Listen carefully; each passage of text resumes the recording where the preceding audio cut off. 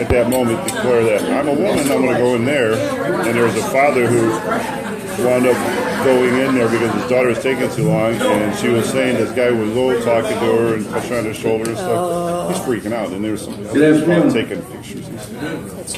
So people said, you know, I'd like to get the meeting started. We have a number of speakers today. We have a presentation from Cindy Hall, the Executive Director of Neighborhood Network, sitting right over here. But first on the agenda, I'd like to announce the winners of the education scholarships. So as I call your name, if you would please come forward. Joshua Allen, Dorothy Bowers, Pam Cunningham, Ray King, Sandra McTurnan, and David Palmer.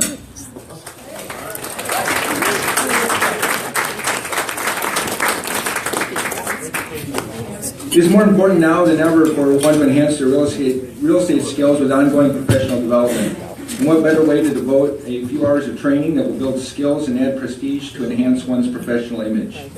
The National Association of Realtors and its affiliated institutes, societies, and councils offers designations, certifications, coursework, seminars, and online education that will assist any realtor to stay on top of their game.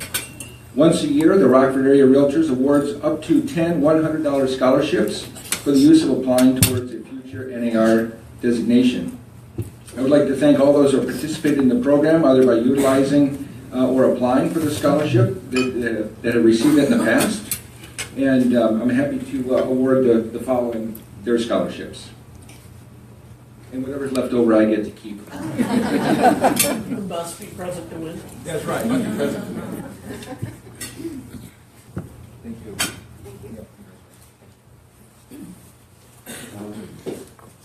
Pay no attention to me putting these in my pocket. Our next presentation is provided by Karen Barbagello. She'd like to come up and talk to you a little bit about an upcoming RPAC event.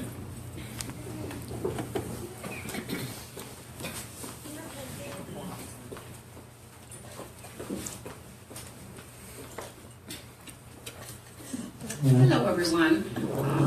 Those of you who know me or have known me over the years, you know that one of my biggest passions is RPAC.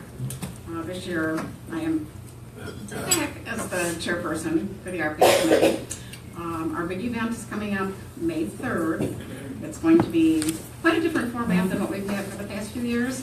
It's going to be at Forest Hills Lodge. We haven't been there for a number of years. But the theme, if you don't already know, is Peace, Love, and RPAC.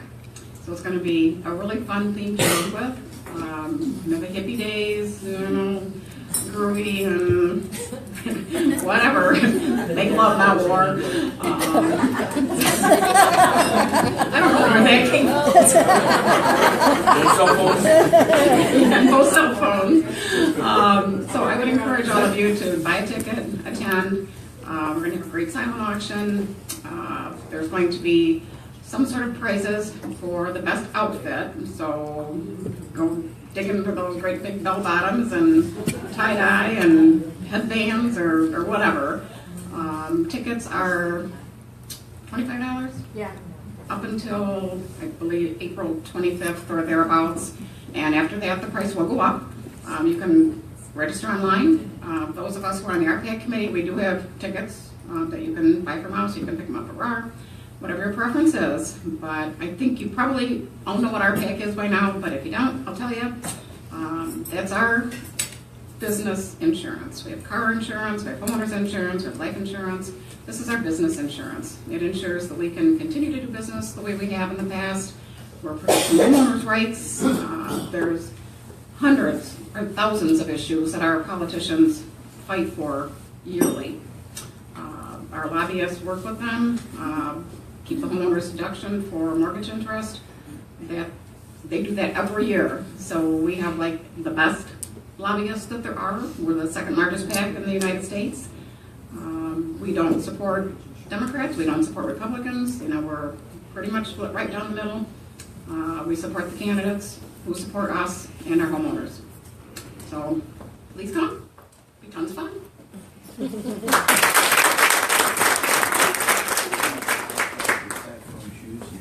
Thank you, Karen. Peace. I'm happy to introduce our guest speaker, Cindy Hall. Cindy's going to talk to us today about neighborhood networks and why you should be part of a neighborhood group or a network, neighborhood watch, or if there's even a difference. Is there one where you live, or could you even start one? Cindy Hall is the Executive Director for Neighborhood Network, and she would like to help answer those questions and more. Cindy has been part of the Neighborhood Network, which is a nonprofit that serves over 100 neighborhoods in Rockford, Greater Winnebago County, and Belvedere, and she's been doing this for over 10 years. This organization works closely with the police departments, Winnebago County Sheriff's Departments. They work to mentor and increase success for neighborhood groups. But it's not all about crime. It's about community resources, quality of life, and citizen engagement. We may not be able to go back to the days of home-baked cookies and lemonade on the front porch, but we can say peace to everyone. But we can get to know our neighbors, and we'll enjoy where we live and feel safer when we do. Because they believe that you don't have to move to live in a better neighborhood. So please welcome Cindy Hall.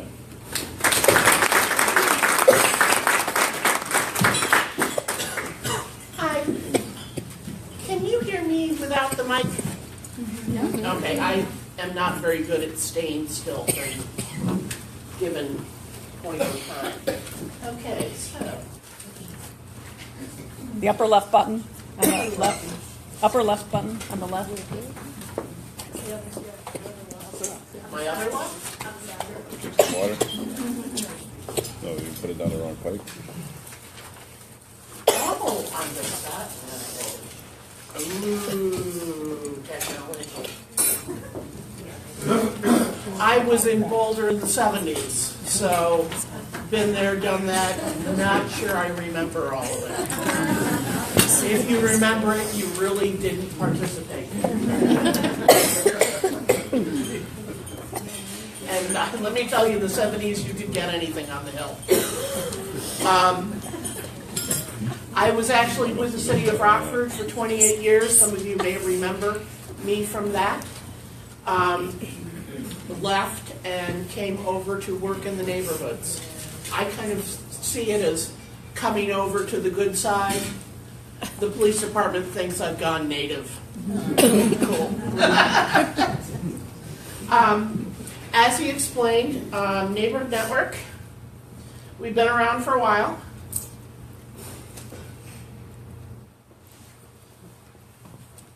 I will get this, hang on.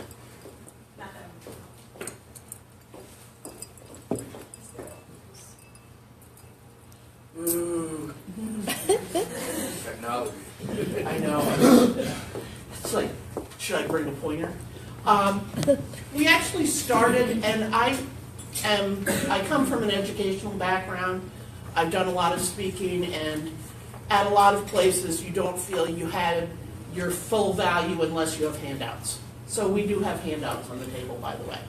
I have one if you are interested in getting involved in some of what we do. Something about how to start a group. A flyer on how to be a good neighbor. And then this is our most popular item for those who can't find anything in the phone book. Some of that will probably change with the police department. So anyway, we work with actually about 125 groups and about another 54 that are virtual in nature throughout Winnebago County and, of course, City of Rockford and now into Belvedere. And basically, it's grassroots level. Out working in the neighborhoods. Basically,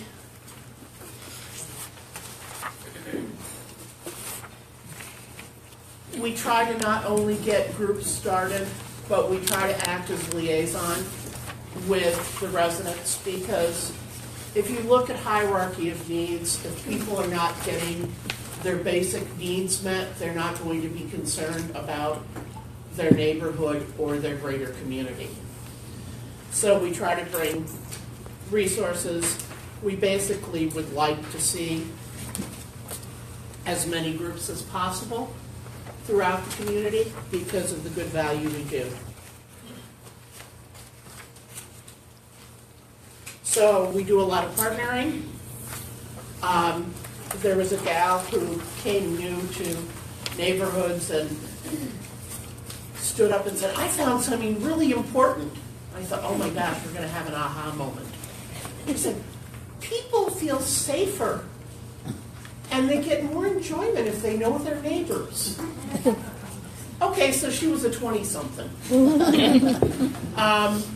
You know, folks, it ain't Mayberry anymore. And I can't make it Mayberry. And I think that our lives have changed when we stopped having kids all play in your yard and hanging out on the front porch and having picnics and all that kind of stuff. It's not like that anymore. And what can we do to reclaim? What can we do to connect people? And it was actually Mayor Richard Arrington who came up with you don't have to move to live in a better neighborhood. So we get into a little bit of semantics with Transform and some other groups in terms of what is a neighborhood. To me, I don't care if it's horizontal, vertical. It's a bunch of people that have gotten together for a common purpose. Sometimes that may be 2 blocks, or it can be the 900 residents in Rolling Green. How many of you live in a neighborhood? Ooh. Well, I know, I can guess we've got Churchill's and Edgewater and Coronado Haskell. Who else do we have here? Ralston Park. Okay, we've got Northwest. All right.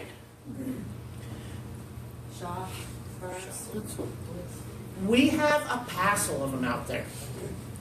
And in all honesty, most of them started because of crime or because of an intense flooded situation. That is foremost in everyone's minds right now. But we also have a number of neighborhoods that are starting because they want to get to know each other, because they want to connect. And we actually have 54 virtual neighborhoods on Nextdoor. So some of the obvious ones, we do have Edgewater. Signal Hill, which, by the way, has branded itself as the coolest neighborhood. You know, who's going to argue? It's all about branding. Keith Creek. Keith Creek actually started when they had their second flood. And we spent about 6 months literally mired in problems. And people came to the neighborhood to gripe. With good reason, there were problems, but you can't stay at the griping. You have to start working together for more positive things. Palmwood, okay, now, I will apologize if somebody tells me that they are with the Neighborhood Watch. I'm going to have a discussion with you. We do have Neighborhood Watch signs, but please, folks, that is not the only focus in our lives. It may be one of the things that is nearest, dearest, and scariest, but that's only part of what a neighborhood association can do. So I am trying to wean people away from watches. Rolling Green, one of our biggest. Basically, they're not a watch group. They're activists. They're working for a more educated and more aware community. And I believe their Facebook page is over 900 now. So, before I go any farther, what do you want to know? What are the issues that you think a neighborhood group can do, should do? What are the issues that you're seeing? Obviously, crime. We do have a number of blighted properties. And in all honesty, the city of Rockford could take down as many as it could for the next 15 years and never really complete all the demos. We know all the ghost properties where someone's walked away but nobody's taken responsibility for it. So basically, what a neighborhood group does is we communicate. Face-to-face is always the best. That's how you learn. You don't see on that list anywhere vigilantes. We've only had one group that kind of went rogue on us and started doing their own patrolling. And they got together and they all got their little walkie-talkies and they drove up and down the neighborhoods. It was kind of like a bad movie. To the best of my knowledge, none of them were armed, but they were all in close communication. And it kind of faded away because one of the leaders had an accident and he had a rental car and somebody called him in and he got pulled over. And it kind of faded after that. Karma can be rough. So we are not looking for vigilantes. And that's not what we want people to be afraid of. Communication is the key. Some kind of group meetings really help, though as I said, we do have several groups that are virtual in nature. And we've had a lot of success with that. The group just north of Bethesda Covenant, North Highland, has a very, very active Facebook and Nextdoor page. And as simple as, there's a man coming down the street dressed in a hoodie, trying cars. We've called the police, keep a watch.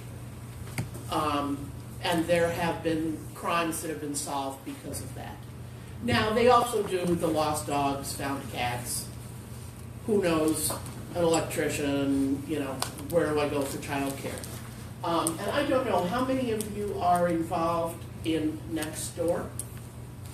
Okay, for those of you that don't know, it's kind of like a closed Facebook page that goes by the boundaries and you were invited to be part of that. Several of the groups have liked each other, so they're larger boundaries.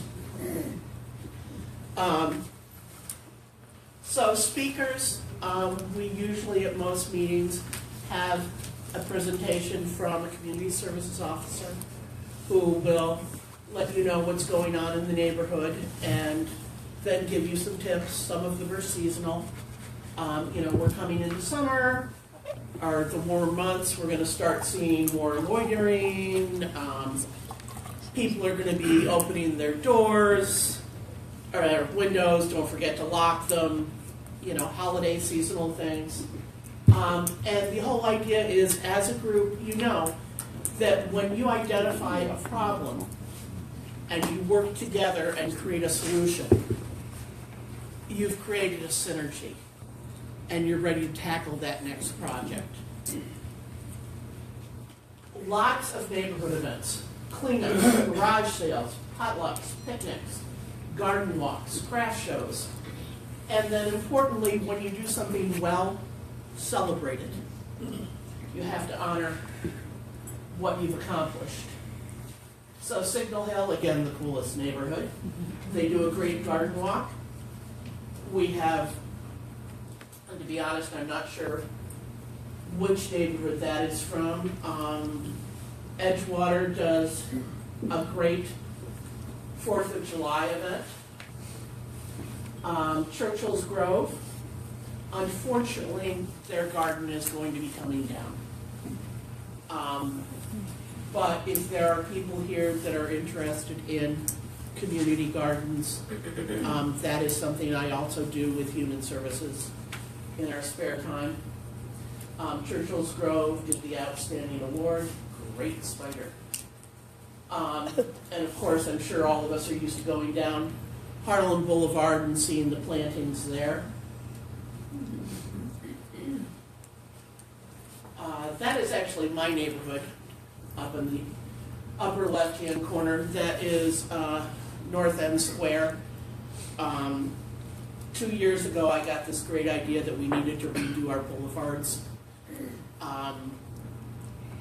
2,600 hours later, we had salvaged everything in it, put new things in it. Block Party, Garden of the Month, that is North End Square.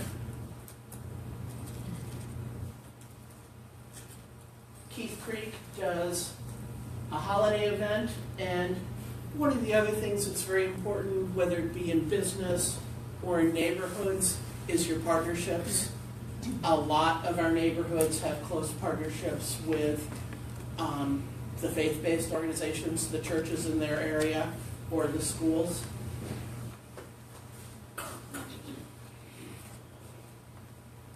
Neighborhood meetings. This is actually from Rolling Green. We put that in last year. The other thing Rolling Green does is we try to get neighborhoods to say, what are people interested in? What do they have in common? They found out they had a lot of crafters. So they actually do a vendor fair every year. I believe they still have a group that goes out once a month nightly, the ladies for drinks, and there's another, well, it's important. And there's another group that their husbands were concerned that they were walking the neighborhood at night to get exercise, so they're doing that together. So the idea is, what can you do? The first thing you can do is be a good neighbor. Part of that is it's okay to be a little nosy. It's really okay to be a little nosy.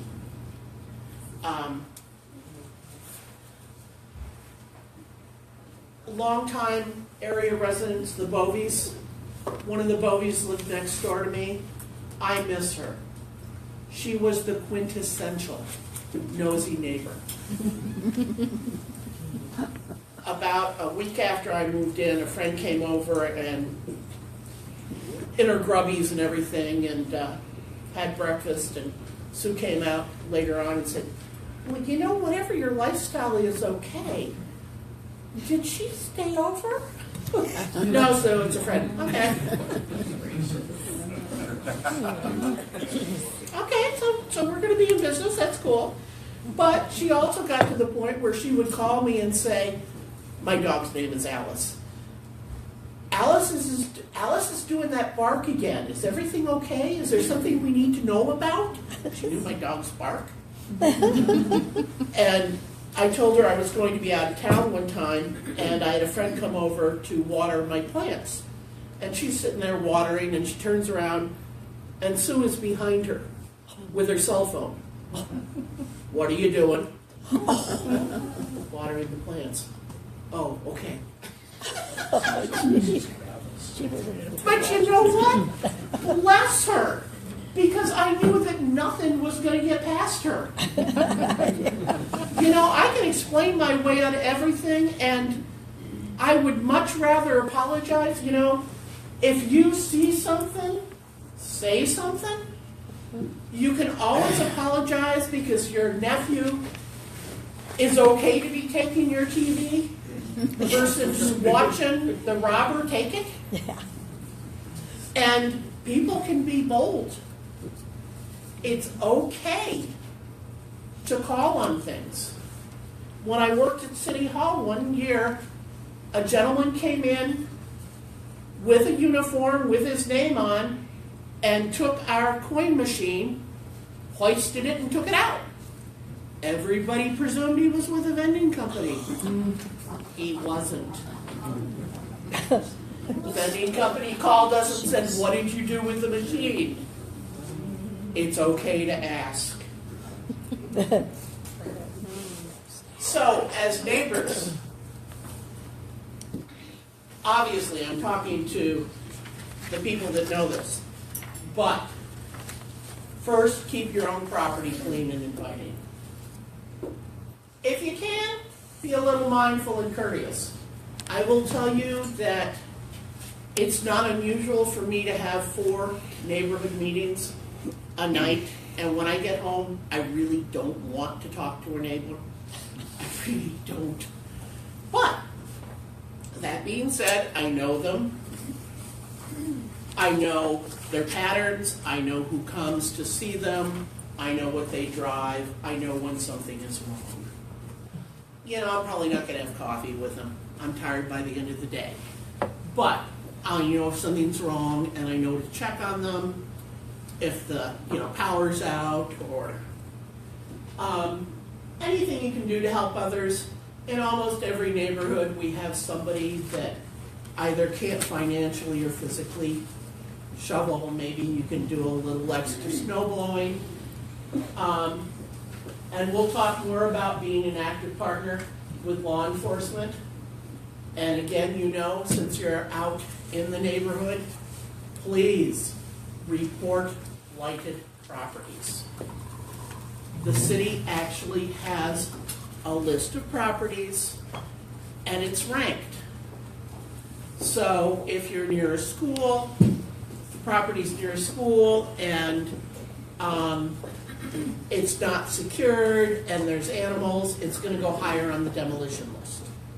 But don't expect somebody else has reported it. And get involved in a neighborhood group. There is something on your tables about how to start a group. The link is really long, but if you want to find out if there is a neighborhood group, go on to rockfordil.gov and search maps. You'll get a map gallery. One of them is neighborhoods. And you can put in an address and it will tell you if there is a neighborhood group. Now, that being said, I think I've got 4 new groups this month, so I'm not always exactly up to date. And then contact us. One of the things I asked to talk about was not only why you want to be a part of a neighborhood group, but why I think those groups are important to you and what you do. And I've had realtors say to me, I'm not interested, that's a personal choice. And I will tell you, I will beg you, that that is not the case.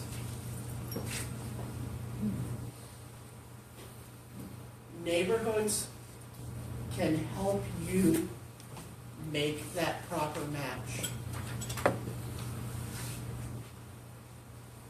Do you have a client whose idea of heaven is kids running up and down and bicycles and sidewalks and playgrounds, which to me, I'm sorry, sounds like hell.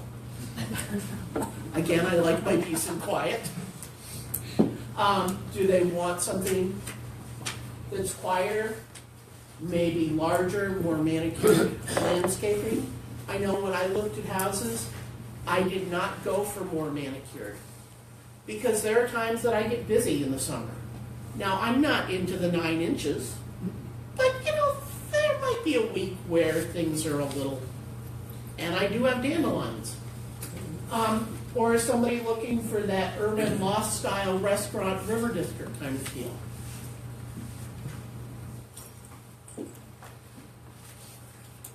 Obviously, investments are much more complex than that physical, tangible property. It's the quality of life. Some people may not want to be part of a neighborhood organization. There are people that like their peace and quiet, that don't really want to interact, that's fine. But a neighborhood, most of them work on having set property standards, on getting to know each other, on working on crime. And that is a style of life that can serve you well when you're trying to meet the needs. So again, in a neighborhood group, people do feel safer, do enjoy their homes, apartments, condos more. Uphold property standards, can increase whether it be social or virtual interaction. As you know, there are people, especially coming from out of town, that when they are looking for where they want to live, they will search neighborhoods. Because it is a quality of life, it is standards. And we do have groups, for instance, Rolling Green had someone come in, a realtor and a lender. And they actually had a day where they said, these are the properties that are available for sale in your neighborhood. And people sold their homes. We also talked to neighborhoods about if you have a house for sale and you have an open house, it's just kind of like baking bread or having that nice scent. What that next door neighbor looks like is going to have potential impact on the people that come through that house. Those are some links. You have them on your page. For those of you that are interested in the crime issues, the city does have now a 24-hour dispatch call that you can get on. There's also a blotter if you go down to the page down to the right. Crimemapping.com, have any of you ever used that? You can put in your address and get a report of what's going on in the neighborhood. They are not going to show the domestics and some of the juvenile stuff, but obviously Crime Stoppers, Offender Watch, have any of you used that? I know if I was looking for a property, I'd check and see what kind of sex offenders were in the neighborhood. And there are pockets in this town. And then that is the map of neighborhoods.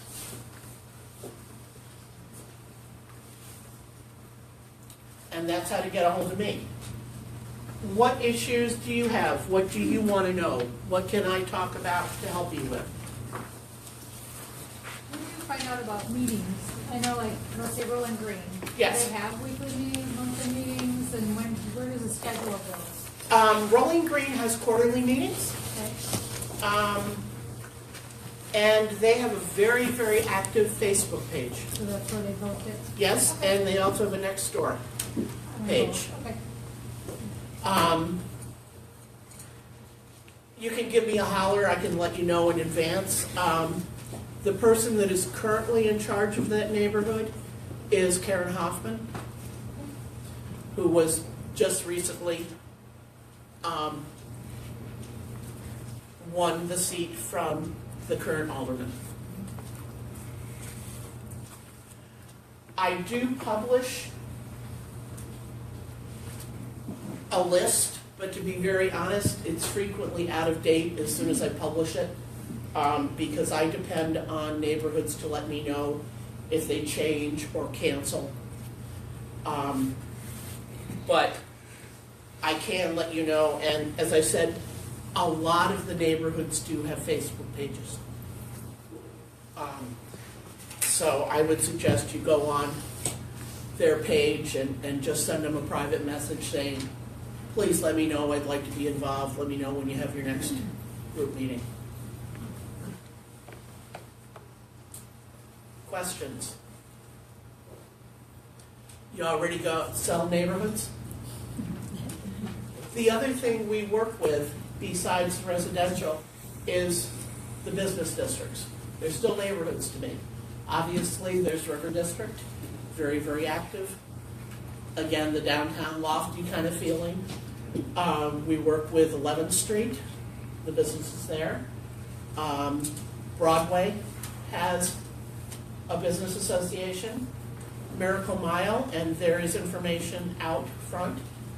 Midtown, which is the 7th Street area, and we're just starting a new business group up at the Northtown Mall.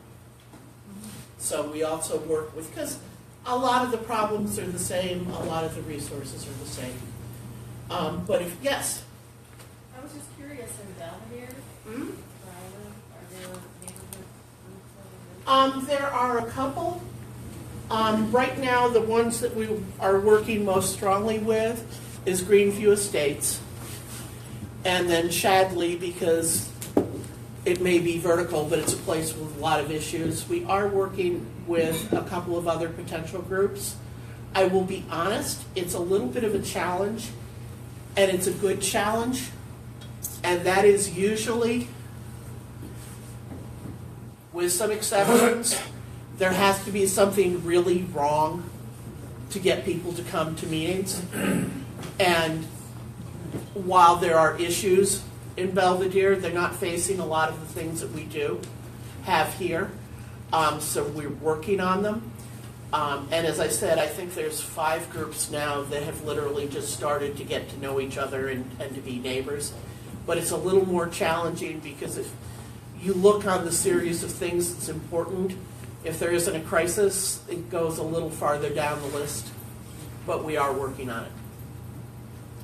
Cindy, I just want to, being a realtor, I've been on her board for, I don't know, 10 years or something like that.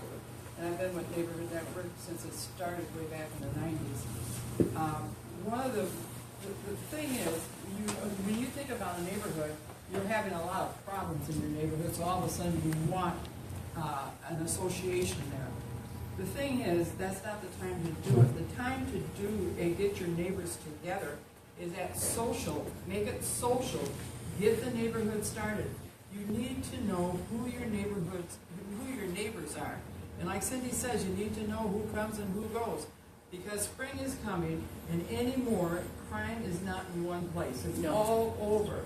And because of that, start your associations now. As a realtor, not only that's going to bring you business, if you're the one who's doing it, you're going to know what's going on in your particular neighborhood.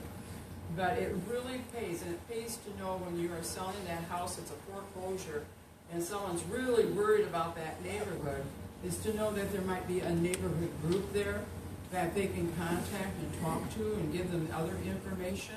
You're going to be a much better neighborhood, a much better realtor if you truly know the neighborhoods you're working in. And don't be scared of them. Just go on into them and get them started. And first of all, do your own neighborhood. Get them together and start having social time. That social time, that's what brings them together and keeps them together.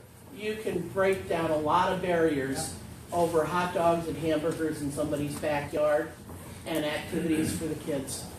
The other thing too, Cindy, when you were talking about neighborhood standards, this is something also when you're listing properties or you have a listed property and the neighbor next door is a pig and the Call it in.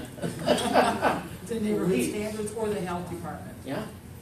That's something that needs to be done to help to improve the property next to you, and that makes you active to know what's going on. So these things are truly important. And you can file online for your property standards and codes violations, and it is anonymous. Nobody is going to know, though I personally don't care if they find out I reported, because if it didn't look like a piece of whatever, it wouldn't be an issue, would it?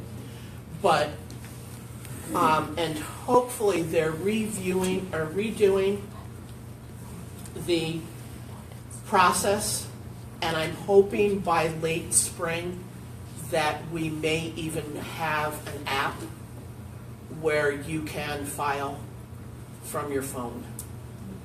But it's very easy to do. If you ever want to, you can actually even create an account so that you can check and see the status of that property. But in all honesty, whether it be property standards or code enforcement or police, we don't, the city, I go to we because I was with the city for so long, sorry. It's kind of that schizophrenic mentality. The city does not have enough manpower, or Loves Park or Belvedere, to actually have people cruising the neighborhoods. So they really rely on people to call in or to file. And don't presume that your next door neighbor did. Call or go online and report it. Again, as Angie said, if it's next door or on the block or in the neighborhood of a property you're listing, not only is it a good thing to do, but it's to your own benefit. And the city will take into account, for instance, oh my gosh, I don't want to turn in the poor little lady next door because she doesn't have, a lot of things that she doesn't have the money to fix things up, and are they going to put her in jail? The city will work with them on that, but you're out and seeing more properties every day than anyone else. And the same thing is true on police violations. If something is suspicious, if it doesn't feel right, call. You are not creating a problem. That is what they are paid to do. And while your information may seem very small and petty, it may just be the piece of the puzzle that they need. As I said, I live up in the North End. I never thought that I would get to the point where I could readily identify gunfire. I can. And it's not just because of there, it's because of other places that I've been. But when I hear it, I call. Now, I may not know what direction it comes from. But if I call and they call and they call and they call, then it's probably here. So they really need people to call in. A lot of the crimes that are not being solved right now are because the witnesses didn't see anything and the victim will not cooperate. The more that we can be a partner with the police department, the more success that we can have. And that's part of the whole community policing thing. That's why we've got 2.5 district stations. I don't know how many people have had a chance to go out to District 3 in the old post office on Newtown. See, that's one of the things that the association needs to do, is have a tour of D3 and D2. It's pretty slick, and the one on Broadway at Turner School is open now. District 1 will probably not be open until probably this fall. But they all have meeting rooms and would love to have people use them. They are begging people to come up with ideas on how to get people involved, programs for youth. So if you have any ideas, you can contact me, or I can tell you who else to contact.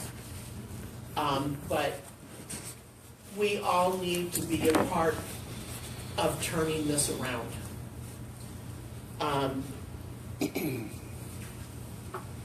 Again, I live up in North End Square, and once upon a time that bad stuff stayed south of Auburn. It doesn't. It is throughout our community. A lot of it is juveniles. Aging myself, growing up, if you had a problem with somebody, either the girls had a cat fight, which was always fun to watch, or the guys would duke it out in the playground. Well, the kids have guns now, and they're not afraid to use it, and they don't care where they use it. And they get picked up, And if their points are low enough, they get released to their dysfunctional families. The issues didn't happen overnight. We're not going to be able to solve them overnight. But the more all of us can get involved and reporting, and I don't want to scare any of you. We don't live in a ghetto. We don't live in a place that's out of control. But we don't live in Mayberry. I know your time's up, but just one more thing, because we have a lot of people in this room who live in the county or in Yes. unincorporated areas.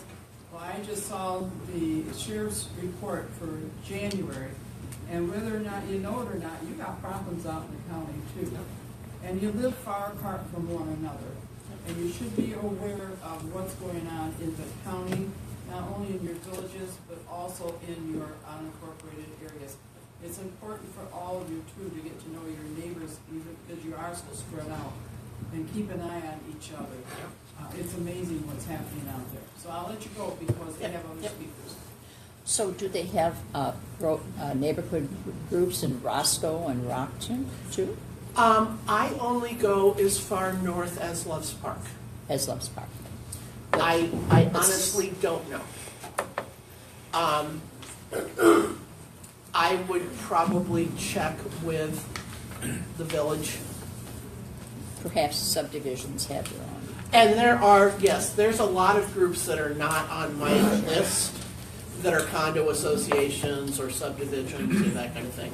So if you have any questions, please call me. If you want to know about neighborhoods, again, you can go online or you can give me a holler. Anything I can do to help you. I think the more we work together, the better chance we have of creating the kind of communities we want to live in. Thank you.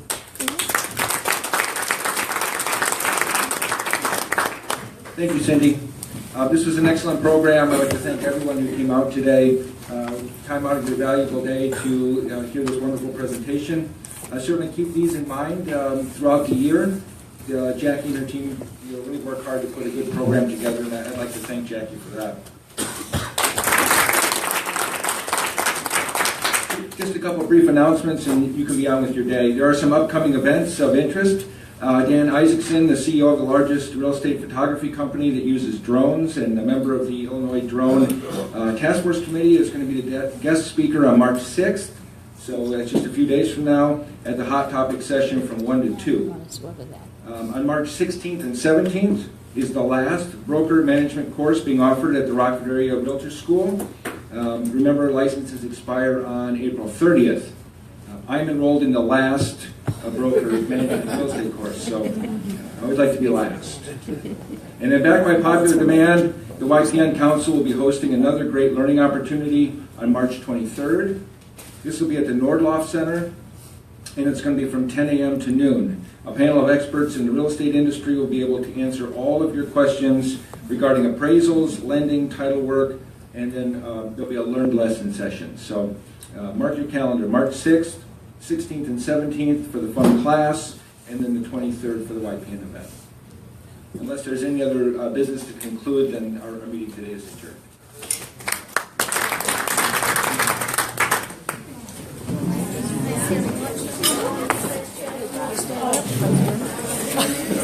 I think it is. I think they've had one called in the last year. I don't know. It's kind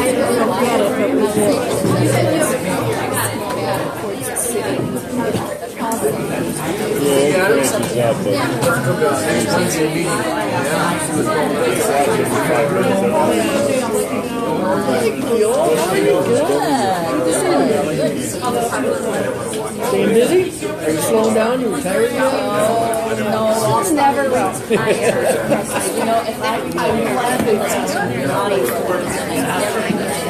I'm going to always be. Yeah, go ahead, do what you want to do. So far, so good. Good to see you. So far, so good.